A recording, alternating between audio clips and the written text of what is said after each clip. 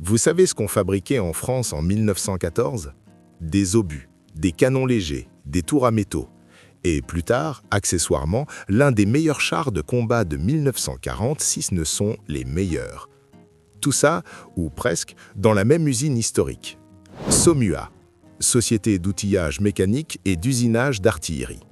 Un nom à rallonge pour une boîte qui ne faisait rien à moitié. Une entreprise qui, pendant plus de 40 ans, a produit certains des camions les plus robustes, des blindés parmi les plus redoutés et des machines-outils parmi les plus précises du pays.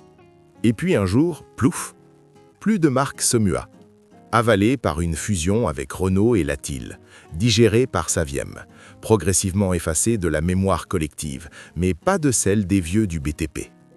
Parce qu'aujourd'hui, on va raconter l'histoire de SOMUA, pas celle qu'on lit ou qu'on ne lit plus dans les livres scolaires, celle que les gars du chantier connaissent encore, celle des anciens qui ont conduit ces engins pendant des décennies, celle des mécaniciens qui les ont rafistolés bien après la disparition officielle de la marque. Parce que SOMUA, c'est pas juste une marque, c'est une époque, celle où on construisait pour durer. Attachez vos ceintures. Chapitre 1. Les origines. De la machine-outil au camion de guerre. On est en 1861, Paris. Un certain Étienne Bouet monte une petite affaire de machines-outils. Rien d'exceptionnel. Il fabrique des tours, des fraiseuses, des engrenages pour scierie. Du matériel costaud, précis, mais discret. En 1894, il transforme son atelier en société anonyme, les usines Bouet. Toujours dans la mécanique de précision, toujours dans l'ombre. Et puis arrive 1914, la guerre, la vraie, celle qui va transformer la France, l'Europe, le monde entier. Le groupe Schneider, vous savez, les géants de la métallurgie française, ceux du Creusot, voient une opportunité. Ils ont besoin d'usines capables de produire de l'artillerie à grande échelle, vite, beaucoup, sans erreur. Ils mettent la main sur Bouet et fusionnent l'affaire avec plusieurs autres usines. Farco de Saint-Ouen, Champignol de Paris, la Société française de machines-outils, absorbée peu avant, et d'autres, comme Jaeger selon certaines sources. Le 14 mars 1914 naît officiellement la Société d'outillage mécanique et d'usinage d'artillerie, SOMUA. L'idée ? Fabriquer des obus, usiner des canons, produire du matériel militaire de précision pour l'effort de guerre. Schneider met les moyens. Une immense usine à Saint-Ouen, en banlieue parisienne. Des ateliers modernes, des machines à la pointe, un capital qui explose, de 5 millions de francs à 16 millions en quelques mois. Eugène Schneider lui-même prend la tête du conseil d'administration. Le message est clair, on ne joue pas. Dès 1916, SOMUA prend en charge la branche automobile poids lourd de Schneider, parce que pour acheminer les obus, les canons, les hommes, il faut des camions. Beaucoup de camions. Et SOMUA va en fabriquer. Elle produit des châssis estampillés CGO Schneider, compagnie générale d'omnibus, des porteurs lourds, des tracteurs d'artillerie, du matériel de transport militaire. Rien de tape à l'œil, mais du solide, du fonctionnel. Et surtout, elle produit le premier char français engagé en série, le Schneider CA1, en 1916. Un mastodonte de 13 tonnes, chenillé, blindé, armé d'un canon de 75 mm. Moche, lent, inconfortable, mais ça roule, et ça encaisse. SOMUA devient, sans le savoir, une pièce maîtresse de l'industrie militaire française. À la fin de la guerre, en 1918, l'usine tourne à plein régime, plus de 2000 ouvriers, des chaînes de production qui crachent des moteurs, des tourelles, des essieux, une machine industrielle rodée capable de tout fabriquer. Mais la guerre se termine, les commandes militaires s'effondrent. Alors SOMUA pivote vers le civil. Dès 1926, elle lance sa première gamme de véhicules utilitaires commercialisés sous son propre nom. Fini les châssis CGO Schneider. Désormais, c'est écrit en gros sur la calandre « SOMUA ». Une nouvelle marque de véhicules utilitaires est née. Et cette marque, vous allez voir, elle va en faire voir de toutes les couleurs à ses concurrents. Chapitre 2. Les modèles phares. Les camions qui ont reconstruit la France. Parlons maintenant de ce qui nous intéresse vraiment, vous et moi. Pas les fanfreluches, pas les concept cars, non. Les vrais engins. ceux qui bossent, ceux qu'on répare à la clé de 13, ceux qui sentent le gasoil chaud et la sueur. Les camions. En 1930, Somua sort plusieurs modèles révolutionnaires pour l'époque. Des camions 3 essieux équipés de demi-cabines avancées, de moteurs diesel et capables d'encaisser des charges utiles de 10 à 13 tonnes. Vous vous rendez compte ? À cette période, la plupart des camions français roulent encore majoritairement à l'essence, avec des cabines classiques, moteur à l'avant, chauffeur derrière, et peinent souvent à dépasser les 5-8 tonnes utiles sur les modèles standards. Somua, elle, mise déjà sur le diesel, le 3 essieux pour mieux répartir la charge et une cabine avancée qui libère de l'espace sur le châssis pour charger plus long ou plus volumineux. Ces camions, on les voit partout. Chantiers urbains, ports, carrières, routes nationales en pleine modernisation. Ils transportent du ciment, des briques, du charbon, des pavés pour les rues parisiennes ou les grands travaux. Ils ne sont pas beaux, mais ils tiennent. Et c'est exactement ce qu'on leur demande. Parallèlement, Somua propose aussi une gamme plus légère, de 5 à 8 tonnes de charge utile, avec des moteurs à essence pour les artisans et les usages plus modestes. Moins puissants, mais accessibles. Polyvalents. Mais ce n'est qu'un début. Le JL12 1944, né sous l'occupation, destiné à reconstruire. On saute dans le temps. 1944, la France est encore occupée. La production de camions Somua a quasiment cessé entre 1943 et 1946 sous contrôle allemand. Mais les ingénieurs français ne restent pas les bras croisés.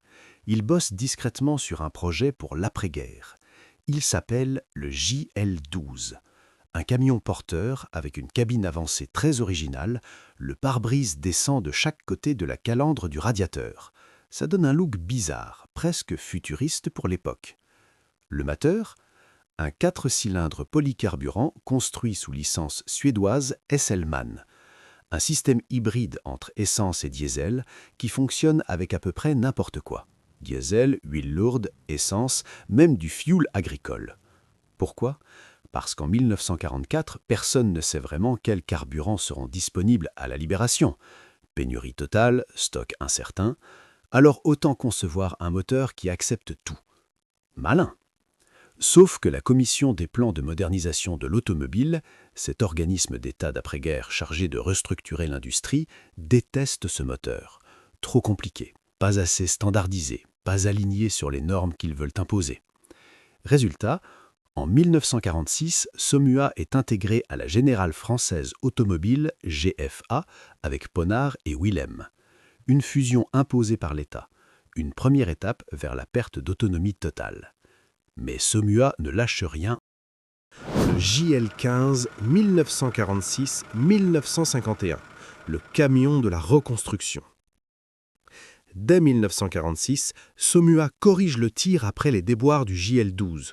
Elle sort le JL15, un camion à cabine avancée motorisé initialement par un 6 cylindres diesel de 8,6 litres développant 130 chevaux, licence Hesselmann au départ, puis rapidement remplacé par le fameux moteur Panhard D610, version 6 cylindres du 4HL sous licence américaine Lanova. Ce moteur, c'est une perle, sobre, costaud, fiable. Il va équiper toute la gamme Somua pendant des années et évoluer en D615 plus tard. Le JL15, c'est 6 choix de châssis, de 6,30 m à 10,89 m, en version 2 ou 3 essieux, avec une charge utile de 11 à 16 tonnes. Il est disponible en porteur, en tracteur, en autobus, comme le JL15 LO pour les lignes de la RATP par exemple. Et là, Somua commence à cartonner. Sur les chantiers de la reconstruction, vous voyez des JL15 partout. Bennes basculantes, plateaux, grues, citernes. Ils transportent les gravats des bombardements. Ils livrent le ciment pour les nouveaux immeubles. Ils acheminent le bois, les briques, les tuyaux, les poutrelles. Les artisans routiers l'adorent. Pourquoi ? Parce qu'il est simple. Pas de gadget, pas d'électronique. Juste un moteur qui tourne, une boîte qui passe et un châssis qui encaisse. Le Somua S35, le meilleur char de 1940. Entre-temps, Somua ne faisait pas que des camions, mais excellait également dans les chars. Son histoire est spéciale, il faut le dire. Il était quasiment le meilleur char de combat de 1940. Oui, vous avez bien entendu. Pas un Sherman américain, pas un T-34 soviétique. un char français conçu et fabriqué à Saint-Ouen par les mêmes ingénieurs et dans les mêmes ateliers qui montaient vos camions de chantier. En 1935, l'armée française lance un programme pour un char rapide, bien blindé et bien armé. Somua relève le défi et sort le S-35, 19,5 tonnes, blindage moulé de 47 à 56 mm d'une seule pièce, canon de 47 mm SA-35 capable de percer tous les paniseurs de l'époque, moteur V8 Somua de 190 chevaux, vitesse sur route de 40 à 45 km/h. Tourelle électrique, suspension Christie modernisée. Techniquement, c'est un chef-d'œuvre. En mai 1940, lors des combats de Flavion en Belgique, les S-35 de la 4e DLM affrontent la 7e Panzer Division de Rommel. Ils détruisent plusieurs dizaines de chars allemands, parfois 20, 30, 40 selon les airs, pour très peu de pertes françaises dans cet engagement. Les Panzer III et IV ne percent pas leur blindage à distance normale. Les Allemands eux-mêmes écrivent dans leur rapport « Le char français Somua est supérieur à tous nos modèles actuels ». Alors, pourquoi la France a perdu? Parce que le problème n'était pas le char, c'était l'organisation. Les S-35 étaient dispersés dans des divisions légères mécaniques mal coordonnées. Les Allemands concentraient leurs panzers en divisions blindées massives, appuyées par une navigation écrasante. Tactique contre technique. Après la défaite, l'armée allemande récupère environ 300 S-35 en état de marche ou réparables. Ils les renomment Panzerkampfwagen 35S 739 et les intègrent dans leur division. Ils les utiliseront jusqu'en 1944 sur le front de l'Est, dans les Balkans, en Yougoslavie, en Grèce. Un char français conçu en 1935, encore en service chez l'ennemi 8 à 9 ans plus tard. Conçu par les mêmes ingénieurs qui montaient vos JL-15. Ça, c'est Somua. Le MTP, 1953-1960, la bête de chantier. Allez, on monte d'un cran. Fin 1952, Somua présente un camion spécialement conçu pour les travaux publics, le MTP, matériel de travaux publics. Il est commercialisé dès début 1953. C'est un porteur-benne 4x2 de 10 tonnes de charge utile, inspiré du lourd dumper TE15 Willem, mais en plus accessible et polyvalent. Puis arrive le MTP-V, une version 6x4 capable de transporter 15 tonnes. Ces camions sont conçus pour les chantiers extrêmes, carrières, mines, terrassements, routes en construction. Ils sont équipés d'une suspension renforcée à l'arrière et d'un châssis ultra rigide, tôle de 12 mm d'épaisseur, essieux avant forgés monobloc. Contrairement aux dumpers purs qui ne peuvent pas rouler sur route, le MTP est homologué pour la voie publique. Il peut faire le chantier le matin et rouler sur la nationale l'après-midi. Malin, encore une fois. Mais voilà le problème. Il coûte cher, vraiment cher. Les entrepreneurs du BTP font leurs calculs. Un MTP, c'est souvent le double du prix d'un camion classique. Certes, il est plus costaud et mieux adapté, mais pour beaucoup, c'est trop. D'autant que les surplus militaires américains, GMC, Diamond T, White, inondent le marché post-guerre. On les récupère pour une bouchée de pain, on les dieselise, on monte une benne et hop, même capacité, ou plus, 3 fois moins cher. Le MTP se vend mal.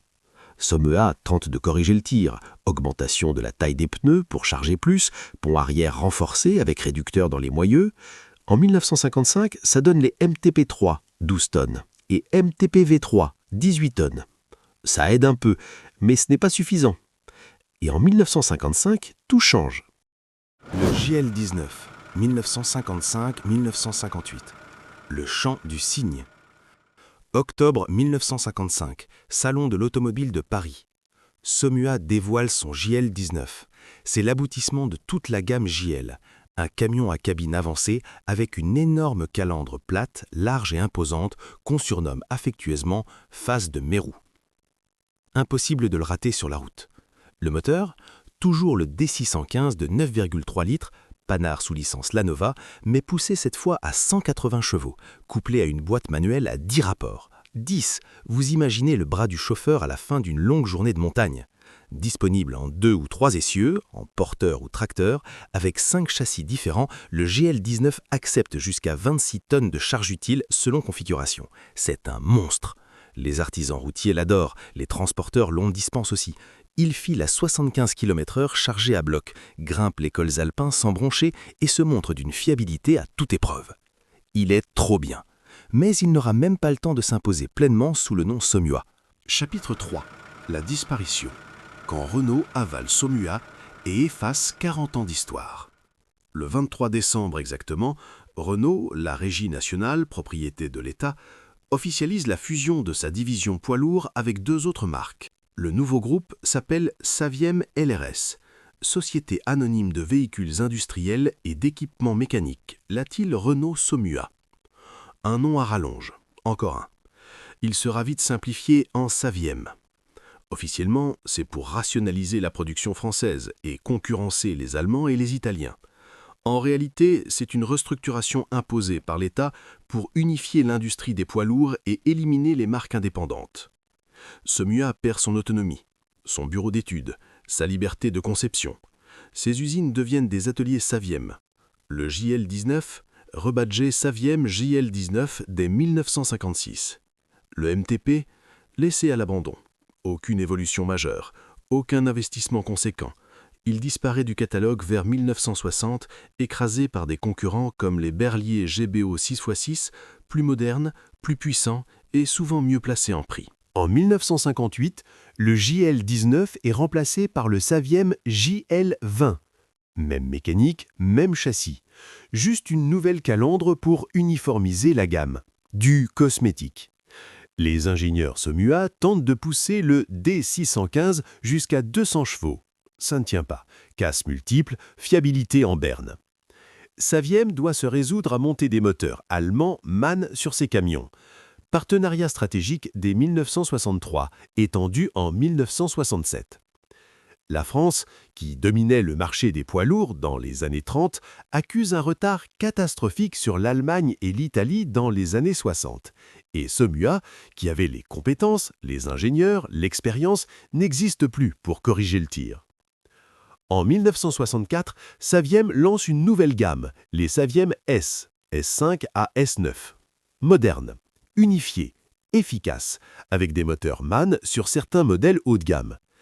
Mais il n'y a plus aucune trace de Somua. Le nom a disparu des camions.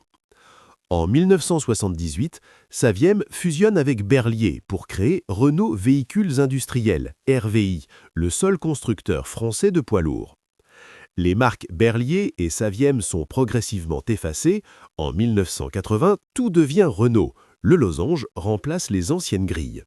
Puis Renault VI en 1992, Renault Trucks en 2002 et en 2001, le groupe est racheté par Volvo. Aujourd'hui, Renault Trucks appartient aux Suédois.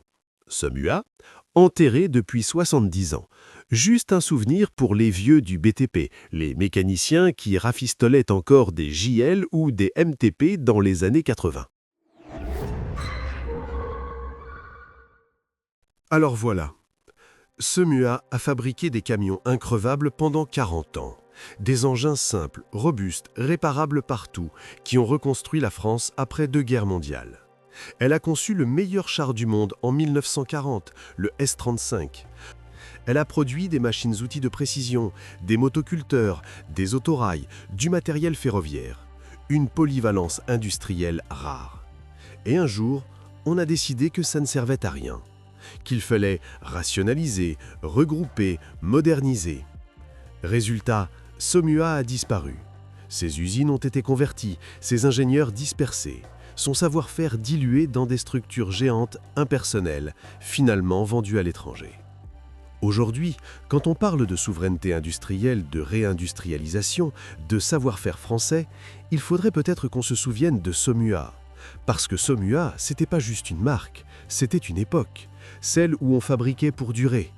Les vieux JL15 des années 50, il y en a qui roulent encore, rafistolés, remotorisés, mais debout. Les MTP des années 60, on en trouve encore dans des carrières perdues, rouillées mais fonctionnelles. Et vous savez quoi? Les gars qui les conduisent, ils vous le diront. Un Somua, ça ne meurt jamais vraiment. Et vous en pensez quoi? Est-ce qu'on aurait pu sauver Saumua? Est-ce qu'on aurait dû? Dites-le en commentaire. Partagez cette vidéo si vous pensez que cette histoire mérite d'être connue. Abonnez-vous à BTP Power, parce que tant qu'on raconte ces histoires, elles ne disparaissent pas complètement. À bientôt. Et prenez soin de vos vieux engins, ils valent plus que vous ne croyez.